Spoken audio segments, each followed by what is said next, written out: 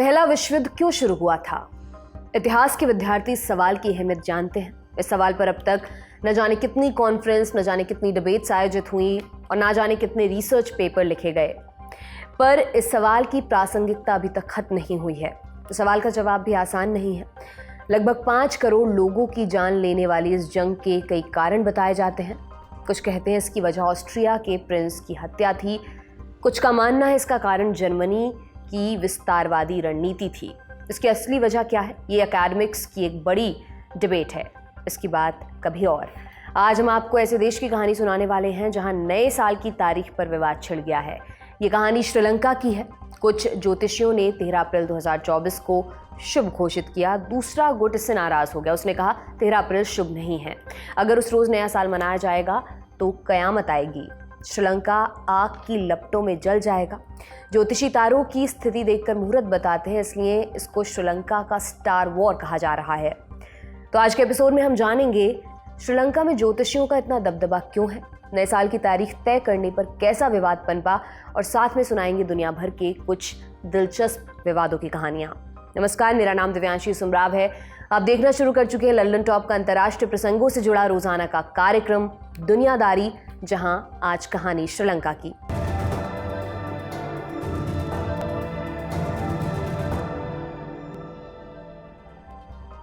सबसे पहले बेसिक्स।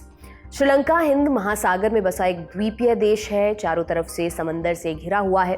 किसी भी देश से उसकी ज़मीनी सीमा नहीं लगती। सबसे करीब में भारत है। भारत से श्रीलंका की न्यूनतम दूरी लगभग 55 किलोमीटर है। दोनों देशों को पाल्क स्ट्रेट एक दूसरे से अलग करती है। श्रीलंका 1948 में ब्रिटिश शासन से आज़ाद हुआ था, तब इसको सिलोन के नाम से जाना जाता था। 1972 में नाम बदलकर श्रीलंका कर दिया गया। मुल्क की आबादी 2 करोड़ 25 लाख है। 70% लोग बौद्ध हैं, तकरीबन 13% हिंदू हैं, 10% मुस्लिम और 7% ईसाई हैं। श्रीलंका की 2 राजधानियां हैं, कोलंबो और श्री जयवर्धनपुरा। दूसरे बड़े शहर हैं गाले, हम्बनटोटा, कैंडी, जाफना, दाम्बुला आदि। अब श्रीलंका का पॉलिटिकल सिस्टम भी आपको बताते हैं। श्रीलंका एक लोकतांत्रिक गणराज्य है। शक्तियों का विभाजन सरकार के 3 अंगों के बीच हुआ है, कार्यपालिका, विधायिका और न्यायपालिका। कार्यपालिका की कमान होती है राष्ट्रपति के पास। वो राष्ट्र और सरकार के मुखिया होते हैं। सशस्त्र सेनाओं के सुप्रीम कमांडर हैं। मंत्रिमंडल की चाबी भी उन्हीं के पास होती है। प्रधानमंत्री की नियुक्ति भी राष्ट्रपति ही करते हैं। राष्ट्रपति के पास संसद आहूत करने और भंग करने का अधिकार भी होता है। हालांकि उनके फैसले को सुप्रीम कोर्ट में चुनौती दी जा सकती है। पद पर रहते हुए उनके ऊपर मुकदमा नहीं चल सकता। राष्ट्रपति का कार्यकाल 5 बरस का होता है। विधायिका की कमान संसद के पास होती है। श्रीलंका की संसद में सिर्फ एक सदन है। कुल सदस्यों की संख्या है 225। संसद के पास विधान बनाने की शक्ति है। संसद में प्रधानमंत्री सत्ताधारी पार्टी को लीड करते हैं। न्यायपालिका की कमान सुप्रीम कोर्ट के पास होती है। ये श्रीलंका की सर्वोच्च न्यायिक संस्था है। श्रीलंका का इतिहास क्या कहता है? श्रीलंका का यूरोप से कनेक्शन 16वीं सदी की शुरुआत में हुआ। उससे पहले वहां भारत, चीन और मिडिल ईस्ट के देश कदम रख चुके थे। श्रीलंका की भाषा और रहन सहन पर सबसे बड़ा प्रभाव भारत का पड़ा। 1498 ईस्वी में पुर्तगाली नाविक वास्को डी गामा भारत के तट पर उतरा। भारत पहुंचने वाला पहला यूरोपियन था। पुर्तगाल ने भारत में अपनी कॉलोनी बसाई। 1505 में पहला गवर्नर नियुक्त किया। उसका नाम था फ्रांसिस्को डी अल्मीडा। अल्मीडा ने अपने बेटे लोरेंसो को मालदीव भेजा। इस यात्रा के दौरान वो श्रीलंका के तट पर उतरा। उस समय श्रीलंका अलग अलग साम्राज्यों में बटा हुआ था। हर कोई एक दूसरे के खिलाफ था। पुर्तगाल को इसमें अवसर दिखाई दिया। उसने कोलंबो में अपने उपनिवेश की बुनियाद रख दी। ये श्रीलंका में औपनिवेशिक शासन की शुरुआत थी। पुर्तगालियों के बाद डच आए। 1658 में उनका शासन शुरू हुआ। हालांकि कैंडी उनकी पहुंच से दूर रहा। 1796 में ब्रिटेन ने कब्जा करना शुरू किया। 1815 आते आते कैंडी पर भी उनका नियंत्रण हो चुका था। उन्होंने सिलोन में चाय, कॉफी और नारियल की खेती शुरू करवाई। फिर साउथ इंडिया से तमिल कामगारों को लेकर आए। 1833 में पूरा श्रीलंका ब्रिटेन के नियंत्रण में आ चुका था। 1931 में ब्रिटिशर्स बहुसंख्यक सहेलियों के साथ पावर शेयर करने के लिए राजी हो गए। उन्होंने स्थानीय लोगों को वोटिंग का अधिकार भी दिया। ब्रिटेन का शासन 1948 तक चला। 4 फरवरी 1948 को श्रीलंका आज़ाद हो गया। हालांकि वो तब भी ब्रिटेन का डोमिनियन बना रहा, यानी आज़ादी के बाद भी हेड ऑफ द स्टेट की कुर्सी पर ब्रिटिश क्राउन ही बैठता रहा।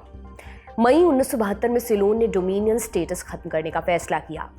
आज़ादी के बाद सत्ता बहुसंख्यक सहेली लोगों के पास आई। इस बीच तमिल कामगारों की जिंदगी मुश्किल होने लगी। उनको नागरिकता और दूसरे बुनियादी अधिकारों से वंचित किया जाने लगा। इसके चलते दंगे भड़के।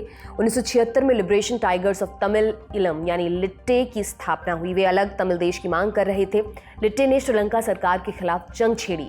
आगे चलकर इस सिविल वॉर में तब्दील हो गई। सिविल वॉर 2009 तक चला। तब श्रीलंकाई सेना ने लिट्टे को हरा दिया। फिलहाल श्रीलंका सिविल वॉर में हुए नुकसान और आर्थिक और राजनीतिक संकट से उबरने की कोशिश कर रहा है। लेकिन आज श्रीलंका की चर्चा हम क्यों कर रहे हैं? जैसा कि हमने आपको शुरुआत में बताया, वहाँ ज्योतिषों के बीच लड़ाई छिड़ गई है। श्रीलंका में किसी भी शुभ काम के लिए ज्योतिष की सलाह लेना जरूरी माना जाता है। आम लोगों से लेकर ताकतवर नेताओं तक पर इसका प्रभाव देखा गया है।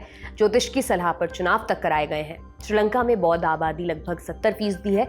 दूसरे नंबर पर आते हैं हिंदू, जिनकी आबादी लगभग 13% है। दोनों धर्मों के अधिकतर लोग एस्ट्रोलॉजी माने ज्योतिष शास्त्र पर यकीन करते हैं। ज्योतिष शास्त्र में ग्रहों और सितारों की स्थिति को देखकर भविष्य का आकलन किया जाता है। ज्योतिष दावा करते हैं कि हमारे बताए मुताबिक चले तो आपको फायदा होगा। श्रीलंका में इस दावे पर भरोसा करने वालों की संख्या काफी ज्यादा है। 3 उदाहरण से इस बात को समझते हैं। नंबर 1, श्रीलंका सरकार ने 42 ज्योतिषियों की एक टीम सरकारी फैसलों पर राय लेने के लिए रखी हुई है। ये ज्योतिषी सांस्कृतिक मामलों के मंत्रालय द्वारा नियुक्त किए जाते हैं। इनको सरकार सैलरी देती है। नंबर 2, वहां के बड़े मंत्री व्यापारी अपना निजी ज्योतिषी रखते हैं। श्रीलंका के पूर्व राष्ट्रपति महिंदा राजपक्सा का इससे जुड़ा एक मजेदार किस्सा भी है। साल 2014 की ये बात है। श्रीलंका में महिंदा राजपक्सा की पॉपुलैरिटी कम हो रही थी। वो 2005 से श्रीलंका के राष्ट्रपति बने हुए थे। लोग उनकी नीतियों से खुश नहीं थे। उन्हें डर था कि वो अगला चुनाव नहीं जीत पाएंगे। इसी डर के चलते उन्होंने अपने निजी ज्योतिषी सुमनदास इबेगुणवर्धने से सलाह ली। पूछा कि क्या किया जाए मैं चुनाव जीत जाऊं। सुमनदास ने राष्ट्रपति चुनाव की तारीख बदलने की सलाह दी। कहा चुनाव समय से पहले हो तो आपके सितारे चमक उठेंगे। सुमनदास की सलाह मानकर महिंदा ने तय समय से 2 बरस पहले यानी जनवरी 2015 में चुनाव कराने का ऐलान कर दिया। सुमनदास ने राजपक्सा को चुनाव के लिए पर्चा भरने की मुहूर्त भी बताई। उन्होंने मुहूर्त के मुताबिक 20 नवंबर 2014 को दिन के 1:04 पर पर्चा भर दिया।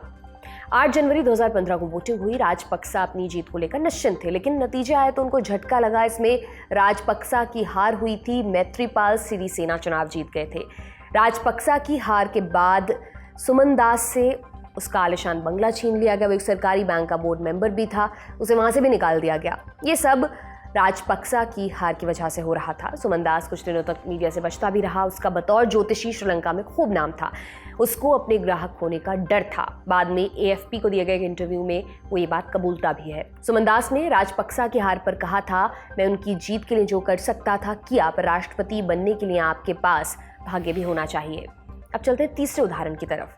श्रीलंका के पूर्व राष्ट्रपति गोटबाया राजपक्सा ने साल 2022 में इस्तीफा दे दिया था। उस समय श्रीलंका आर्थिक संकट से जूझ रहा था। हमने विस्तार से इस मामले में दुनियादारी में कवर किया था। देखना चाहते हैं तो लिंक डिस्क्रिप्शन बॉक्स में मिल जाएगा। खैर, गोटबाया इस्तीफा देकर मालदीव भागने को तैयार थे। इसके पहले उनके घर पर हमला हुआ। गोटबाया की पर्सनल ज्योतिषी ज्ञानवती जयसूर्या थी। लोगों को पता था गोटबाया हर फैसले से पहले उससे राय लेते हैं, इसलिए गुस्साई भीड़ ने 9 मई 2022 को ज्ञानवती के होटल पर हमला कर दिया। लोग देश की हालत के जिम्मेदार उन्हें भी मान रहे थे। इसलिए कहा जाता है श्रीलंका में नेताओं से ज्यादा ताकतवर ज्योतिषी होते हैं।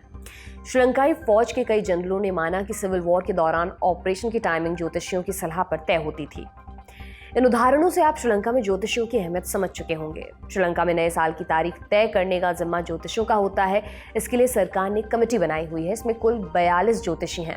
ये हर साल तमिल और सिंहली नववर्ष की तारीख तय करते हैं। ये नववर्ष अप्रैल के महीने में पड़ता है। आमतौर पर कमेटी आपसी सहमति से एक दिन चुनती है, लेकिन इस बार ऐसा हुआ कि अंतिम समय तक सहमति नहीं बन पाई। फिर बहुमत का फैसला माना गया।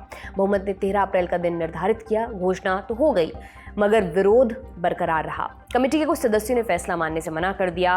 उनमें से एक रोशन चनाका ने पब्लिक में आकर अपना विरोध दर्ज कराया। रोशन ने चेतावनी दी कि 13 अप्रैल का दिन निर्धारित करने वालों की गणना गलत है। अगर गलत मुहूर्त में नववर्ष से जुड़े अनुष्ठान हुए तो श्रीलंका में आपदा आ सकती है। श्रीलंका आग की लपटों में जल सकता है। इस वक्त श्रीलंका आर्थिक संकट से उबरने की कोशिश कर रहा है। दूसरी चीज, इसी वर्ष श्रीलंका में राष्ट्रपति चुनाव भी होने वाले हैं। सरकार किसी भी तरह का जोखिम नहीं लेना चाहती है, इसलिए ज्योतिषियों का मतभेद बड़े विवाद में बदल सकता है। इस मामले पर हमारी नजर लगातार बनी हुई है। इससे जुड़े जो भी अपडेट्स होंगे वो लल्लन टॉप पर आपको मिल जाएंगे। फिलहाल हम बात कर लेते हैं कुछ ऐसी घटनाओं के बारे में जब तिल का ताड़ बनते देर नहीं लगी और छोटी सी बात पर विवाद इतना बढ़ा कि जंग शुरू हो गई। नंबर 1, जब पेस्ट्री की वजह से 2 मुल्कों में जंग हुई। साल 1821 में मेक्सिको को स्पेन से आज़ादी मिली। आज़ादी के बाद देश की अर्थव्यवस्था चरमराई हुई थी। मेक्सिको पर फ्रांस समेत दूसरे देशों का कर्जा बकाया था। मेक्सिको में एक इलाका ऐसा था जहां बड़ी संख्या में फ्रेंच लोग रहते थे। इसी इलाके में एक फ्रांसीसी नागरिक बेकरी चलाता था। 1832 में बेकरी के मालिक ने दावा किया कि मैक्सिकन सैनिक ने उसकी दुकान पर हमला किया, तोड़फोड़ की। इससे उसका बड़ा नुकसान हुआ है, उसे इसका मुआवजा चाहिए। मेक्सिको सरकार की तरफ से उसको कोई मुआवजा नहीं मिला। तब उसने सीधे इसकी शिकायत फ्रांस के राजा से कर दी। मेक्सिको में इस तरह के और भी कई वाक़ये हुए जहां फ्रांसीसियों को निशाना बनाया गया। फ्रांस ने इसकी शिकायत मेक्सिको की सरकार से की और मुआवजा देने के लिए कहा, लेकिन मेक्सिको की माली हालत सही नहीं थी। वो ये पैसे कैसे चुकाता, उसके ऊपर पहले से बहुत कर्ज था, इसलिए उसने मुआवजा देने से इनकार कर दिया। फ्रांस की सरकार मेक्सिको को धमकाती रही, मुआवजा देने की मांग करती रही। ये सिलसिला चलता रहा। ऐसा होते होते 6 साल बीत गए। फिर 1838 में फ्रांस ने अपना एक जहाज मेक्सिको की बंदरगाह पर लाकर खड़ा कर दिया। उसने मेक्सिको के जहाज़ों का रास्ता ब्लॉक कर दिया।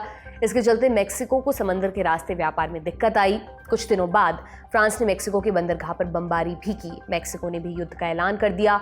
मेक्सिको के पास हथियार और सैनिक कम थे, लेकिन फिर भी वो बहादुरी से लड़े। लेकिन युद्ध ज़्यादा नहीं चला। 1839 में दोनों देशों के बीच समझौता हो गया। मेक्सिको में जितने भी फ्रांस नागरिकों का नुकसान हुआ था उनको मुआवजा देना पड़ा। नंबर 2, जब एक आवारा कुत्ते की वजह से 2 देश भिड़ गए।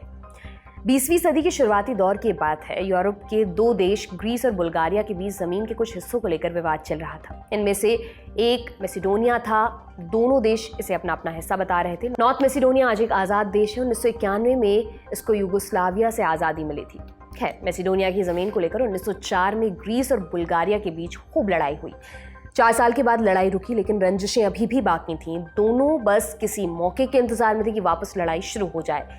लेकिन पहले विश्व युद्ध तक सब शांत रहा। फिर आया साल 1925। अक्टूबर महीने की बात है। ग्रीस और बुल्गारिया के सिपाही बॉर्डर पर पहरा दे रहे थे। एक रोज सुबह के समय ग्रीस के एक सैनिक ने अपने इलाके से एक कुत्ते को बॉर्डर पार करते देखा। वो सैनिक कुत्ते के पीछे पीछे चला गया ताकि उसे सीमा पार ना जाने दे, लेकिन सैनिक और वो कुत्ता गलती से सीमा पार पहुंच गए। बुल्गारिया के एक सैनिक ने इसको घुसपैठ मान लिया और गोली चला दी। इससे ग्रीक गुस्सा हो गया।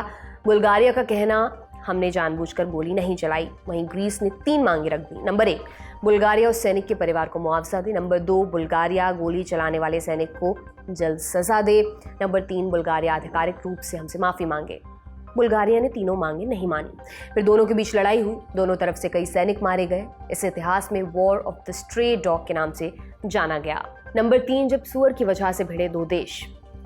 ये कहानी है 1859 की। अमेरिका और वैंकूवर आइलैंड, वर्तमान में कनाडा, इनके बीच सैन जुआन आइलैंड पड़ता है। तब यहाँ पर अमेरिका के मूल निवासी और ब्रिटेन की एक कंपनी हडसन बे के कर्मचारी रहते थे। दोनों ही पक्ष सैन जुआन आइलैंड को अपना बताते थे। वहाँ पर ब्रिटिश कर्मचारियों ने सुअर पाले हुए थे। ये सुअर अमेरिकियों की फसल खराब कर दिया करते थे। इससे परेशान होकर एक अमेरिकी किसान ने एक सुअर को गोली मार दी। किसान का नाम लीमन कटलर था। इससे ब्रिटिश और अमेरिकियों के बीच तनाव पैदा हो गया। ये विवाद सैन जुआन आइलैंड पर असल अधिकार की लड़ाई में बदल गया। फिर अमेरिका ने फौज की एक टुकड़ी रवाना की। उन्होंने वहां पहुंचकर ब्रिटिश लोगों से कहा ये पूरी प्रॉपर्टी अमेरिका की है। ब्रिटिश लोगों ने भी अपने देश में इस घटना की जानकारी दी। ब्रिटेन ने सैन जुआन की तरफ से एक जंगी बेड़ा भेज दिया। दोनों के बीच जंग के हालात बन गए थे। बाद में ब्रिटेन की पहल पर अमेरिका ने बातचीत शुरू की। फिर फैसला हुआ कि सैन जुआन आइलैंड पर दोनों ही देशों का मिलिट्री ऑक्यूपेशन रहेगा। इस तरह से एक सुअर की वजह से ब्रिटेन और अमेरिका में जंग होते होते रह गई। ये था हमारा बड़ी खबर सेगमेंट। अब बढ़ते हैं सुर्खियों की तरफ। पहली सुर्खी अमेरिका से है। नवंबर 2024 में होने वाले राष्ट्रपति चुनाव की तस्वीर साफ हो चुकी है। डेमोक्रेटिक पार्टी से मौजूदा राष्ट्रपति जो बाइडेन और रिपब्लिकन पार्टी से पूर्व राष्ट्रपति डोनाल्ड ट्रंप का नाम लगभग तय है। दोनों ने प्राइमरी इलेक्शंस जीतने के लिए जरूरी डेलीगेट्स हासिल कर लिए हैं। अभी क्या स्थिति है? रिपब्लिकन पार्टी का नॉमिनेशन हासिल करने के लिए 1215 डेलीगेट्स की जरूरत थी। ट्रंप के खाते में 1623 वोट्स हैं।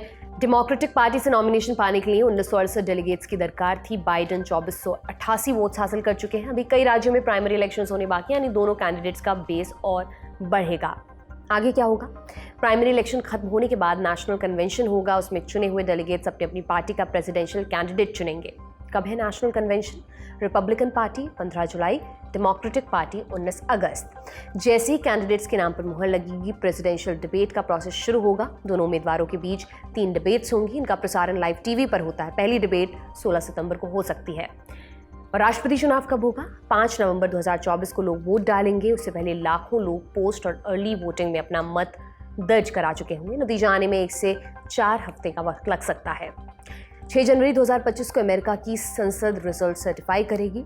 20 जनवरी 2025 को अमेरिका के 47वें राष्ट्रपति पद और गोपनीयता की शपथ लेंगे। अब आपको ये भी बताते हैं कि आज के समय में कौन सा कैंडिडेट आगे चल रहा है। डोनाल्ड ट्रंप पर 4 आपराधिक मुकदमे चल रहे हैं। एक मामला जनवरी 2021 में तख्तापलट की साजिश रचने से जुड़ा है, जब ट्रंप के समर्थकों ने संसद में घुसकर दंगा किया था।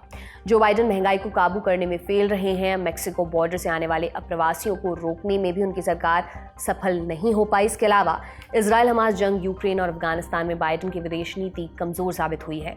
जानकार कहते हैं दोनों ही खासे अलोकप्रिय हैं। वोटर्स की चुनौती कम खराब कैंडिडेट चुनने की है। आज की दूसरी और आखिरी सुर्खी ब्राजील से है। यहाँ पुलिस ने पूर्व राष्ट्रपति जायर बोल्सोनारो के खिलाफ आपराधिक मुकदमा चलाने की सलाह दी है। उनके ऊपर कोविड वैक्सीन सर्टिफिकेट में फर्जीवाड़े का आरोप है। पुलिस ने साल भर की जांच के बाद अपनी रिपोर्ट सौंप दी है। अब मुकदमा चलाने की जिम्मेदारी अटॉर्नी जनरल के पास है। हालांकि ये बोल्सोनारो पर लगने वाला इकलौता आरोप नहीं है। उन पर 2 और संगीन मामलों में जांच चल रही है। पहला मामला हीरे की ज्वेलरी छिपाकर ब्राजील लाने से जुड़ा है। दूसरा मामला तख्तापलट की साजिश रचने से जुड़ा है। बोल्सोनारो का कार्यकाल 1 जनवरी 2019 से 31 दिसंबर 2022 तक था। उससे पहले अक्टूबर 2022 में राष्ट्रपति चुनाव हुए। इसमें लूला डी सिल्वा ने बोल्सोनारो को हरा दिया। 1 जनवरी 2023 को लूला राष्ट्रपति बन गए। 8 जनवरी को बोल्सोनारो के समर्थकों ने राजधानी ब्राजीलिया में संसद और सुप्रीम कोर्ट की इमारतों पर हमला कर दिया। उनका मकसद था कि फौज दखल दे और लूला की सरकार को हटा दे। हालांकि वे इसमें सफल नहीं हो पाए। बोल्सोनारो पर इल्जाम है कि इस हमले की साजिश उन्होंने ही रची थी। आज का दुनियादारी यहीं पर समाप्त होता है। कल फिर आपसे मुलाकात होगी, इसी उम्मीद के साथ मैं विदा लेती हूँ। शुक्रिया, शुभ रात्रि।